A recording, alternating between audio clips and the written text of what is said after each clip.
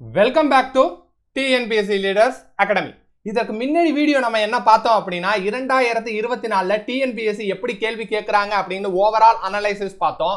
இந்த வீடியோல யூனிட் 7 இந்திய தேசிய இயக்கம் அப்படின்னு சொல்லக்கூடிய ஐஎன்எம்ல இருந்து இந்த தலைப்புகள்ல தான் கேள்விகள் வரும் அப்படிங்கறதுக்கு ப்ரூஃபோட சொல்ல போறோம். அதுக்கு என்ன சார் ப்ரூஃப் அப்படின்னா டிஎன்பிஎஸ்சி மொத்தம் 3 ஸ்டாண்டர்ட்ல எக்ஸாமினேஷன் நடத்திட்டு இருக்காங்க. டிகிரி ஸ்டாண்டர்ட்ல நடத்தக்கூடிய எக்ஸாம், எஸ்எஸ்எல்சி ஸ்டாண்டர்ட்ல நடத்தக்கூடிய எக்ஸாம், அது இல்லாம ஹெச்எஸ்டி ஸ்டாண்டர்ட்ல நடத்தக்கூடிய எக்ஸாம், டிப்ளமோ ஸ்டாண்டர்ட்ல நடத்தக்கூடிய எக்ஸாம். நமக்கு குரூப் 2 என்னன்னு தெரியும், டிகிரி ஸ்டாண்டர்ட்ல நடத்தக்கூடிய எக்ஸாம் அப்படின்னு தெரியும். அப்ப டிகிரி ஸ்டாண்டர்ட்ல இருக்கிற கேள்வியை மட்டும் ஃபில்டர் பண்ணி அதோடைய ட்ரெண்ட் என்ன அப்படின்னு பார்க்கும்போது யூனிட் 7ல இருந்து இந்த தலைப்புகள்ல இருந்து தான் கேள்விகள் வருது அப்படிங்கறத கண்டுபிடிச்சிருக்கோம். இந்த வீடியோவை இப்பதான் முதல் தடவை பாக்குறீங்க அப்படின்னா நம்மளோட யூடியூப் சேனலை சப்ஸ்கிரைப் பண்ணிக்கிங்க. சப்ஸ்கிரைப் பண்ணிட்டு டெலகிராமோட லிங்கை டிஸ்கிரிப்ஷன்ல கொடுத்துருக்கோம், அதை கிளிக் பண்ணி நீங்க ஜாயின் பண்ணிட்டீங்க அப்படின்னா உங்களுடைய சந்தேகங்களை உடனுக்குடன் கேட்கலாம். அதற்கான சந்தேகங்களுக்கான சொல்யூஷனும் கொடுக்கப்படும். யூனிட் 7ல எந்த தலைப்பு சார் படிக்கணும் அப்படின்னா 1, 2, 3, 4, 5, 6, 7 இந்த 7 தலைப்புகள் இருந்து நம்மளுக்கு எத்தனை கேள்விகள் சார் உறுதி அப்படின்னு பார்த்தா 7 முதல் 8 கேள்விகள் கண்டிப்பாக இந்த தலைப்புல இருந்து வந்துரும். அப்ப இந்த தலைப்புக்கு நான் எதெல்லாம் படிக்கணும் அப்படிங்கறத சொல்லிடுறேன். சிலபஸையும் வச்சு மெஷர் பண்ணி காட்டுறோம். அதற்கு முன்னாடி இந்த தலைப்பை நீங்க எப்படி சார் படிக்கணும், எந்த தலைப்புல இருந்து கேள்விகள் வருது அப்படிங்கறத சொல்லிடுறோம். சமூக சீர்திருத்த இயக்கங்கள்ல இருந்து ஒரு கேள்வி கட்டாயம் நம்ம எதிர்பார்க்கலாம் அப்படிங்கறதை சொல்லிடுறேன். அடுத்து தலைவர்கள்ல இருந்து 2 கேள்விகள் வரை நமக்கு லாபம் இருந்துச்சு அப்படின்னா தலைவர்கள் கேள்விகள் இருந்து நமக்கு வரும். பிரிவினைவாதம், இந்தியாவும் பாகிஸ்தானும் பிரியும் போது ரைட்டுங்களா, முன்னாடி ஒருங்கிணைந்த தேசமா இருந்துச்சு. 1947ல 2 பாகிஸ்தானையும் இந்தியாவையும் 2ஆக பிரிக்கும் போது என்னென்ன நடந்துச்சு அப்படிங்கிற அந்த செக்மெண்ட்ல இருந்து நமக்கு ஒரு கேள்விகள் வருது. இந்திய தேசிய காங்கிரஸ் அப்படின்னு சொல்லக்கூடிய காலகட்டமான 1885 இருந்து 1915 வரைக்கும் நமக்கு என்ன கேள்விகள் கேட்கப்படுது, ஒரு கேள்விகள் கேட்கப்படுது. காங்கிரஸ் தோன்றுவதற்கு முன் 1985க்கு முன்பு இருந்த அரசியல் கட்சிகள் என்னவோ அதோடைய கேள்விகளை ஒண்ணு கேட்கிறாங்க. ரைட், 1905ல சுதேசி இயக்கம்னு ஒண்ணு நடந்திருக்கும், அதை சம்பந்தப்பட்ட கேள்விகள் ஒண்ணு கேட்கிறாங்க. அடுத்தது காந்திய காலத்திட்டத்திலிருந்து நமக்கு ஒரு கேள்விகள் கேட்கிறாங்க. ரைட், இதுதான் டிஎன்பிஎஸ்சியோட தற்போது ட்ரெண்டா இருக்கு.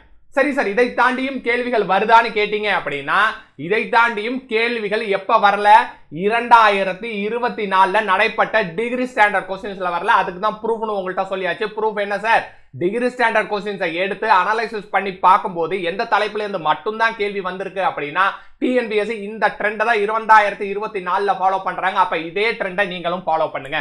ரைட் சார், இந்த ட்ரெண்டை ஃபாலோ பண்ணி நீங்க ஏதாச்சும் எங்களுக்கு உதவ முடியுமான்னு கேட்டா நம்ம என்ன பண்ண போறோம் அப்படின்னா 50 நாள் டெஸ்ட் பிளான் ஒன்னு கொடுக்க போறோம். இது strictly prelims.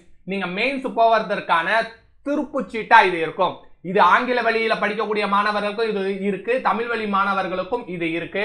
Group 2 2Aல prelims only 50 நாள் தான். எந்தெந்த தலைப்புகள்லாம் டிஎன்பிஎஸ்சி 2024ல ட்ரெண்ட் ஆக்கி வச்சிருக்காங்களோ அந்த தலைப்புக்கு மட்டும் ஷெட்யூல் கொடுக்கப்படும். அந்த தலைப்புக்கு உங்களுக்கு நோட்ஸ் கொடுக்கப்படும். அதற்கான தேர்வுகள் நடத்தப்படும். உங்களால 100% என்ன பண்ணிடலாம், பிரிலிம்ஸ் பாஸ் பண்ணிடலாம் அப்படிங்கிற 50 நாள் ஷெட்யூல் பிளான் வரப்போகுது.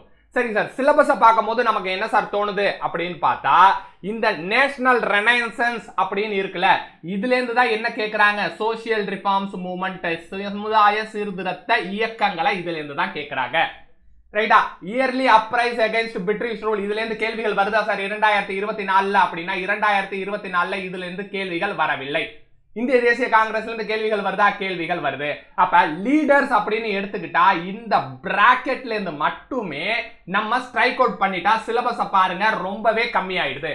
அப்ப லீடர்ஸ்ல வரக்கூடிய 2 கேள்விகளை நான் கடைசியா பாத்துக்கிறேங்கிற ஒரு முடிவுல இருக்கக்கூடிய மாணவரா நீங்க இருந்தீங்க அப்படின்னா நீங்க ஃபர்ஸ்ட் ரோமன் லெட்டர்ல எந்த சிலபஸை மட்டும் படிச்சா போதும், நேஷனல் ரெனைசன்ஸ்ங்கிறதுல சோசியல் ரிஃபார்ம்ஸ் மூவ்மெண்ட் படிச்சா போதும், இந்திய தேசிய காங்கிரஸ் படிச்சா போதும். மற்றபடி லீடர்ஸ்ல நீங்க அவ்வளவு முக்கியத்துவம் தர தேவையில்ல.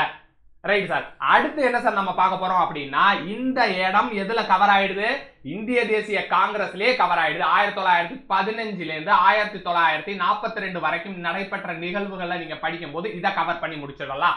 ரைட். அப்ப கம்யூனிசம் பார்ட்டி விஷயம் நான் எங்க சொல்லியிருக்கேன், இந்தியாவும் பாகிஸ்தானும் பிரிஞ்ச ஒரு காலகட்டம் இருக்கு 1947. அதற்கு என்ன நடந்திருக்கும், அதற்கு முன்னதாக சில நிகழ்வுகள் நடந்திருக்கும். அதை மட்டும் நீங்க படிச்சுக்கிட்டா போதும்.